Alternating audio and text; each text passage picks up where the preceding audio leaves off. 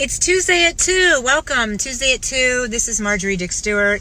And I've got a great subject today I want to talk with you about, because one of the biggest myths we have in our business, if you're a seller, is my house is going to sell itself. I'm going to talk to 5 real estate agents, and whoever tells me blah, blah, this and that, my house is going to sell itself. Well, guess what? If you're a seller and you put your house on the market and you get 5 offers, this happened to me this morning. An agent called me up. She had 5 offers on a house, and she said, "Oh my gosh, Marjorie, what do I do? How do I make heads or tails out of this? What do I tell my client?" Okay, that's a real estate agent.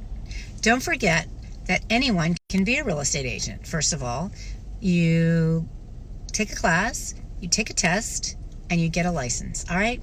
And we're talking about my friend who's a pretty good real estate agent, is still freaking out because she had 5 offers on the house and didn't know what to do. So make sure that you are dealing with a real estate agent that knows what to do when those offers come in. Because yes, the house brought the people, but now how are you going to maximize your return? How are you going to get the most money out of these offers? All right, so think about what you're doing. Think about who you're hiring before you put your house on the market thinking that it's going to sell itself. All right, think about, who am I working with that's going to be my best advocate and my best advisor to look at these offers, to size them up and figure out how do we get the most and the best out of what we've received. So that's my message for today, that the house isn't really going to just sell itself. Make sure you choose your agent wisely.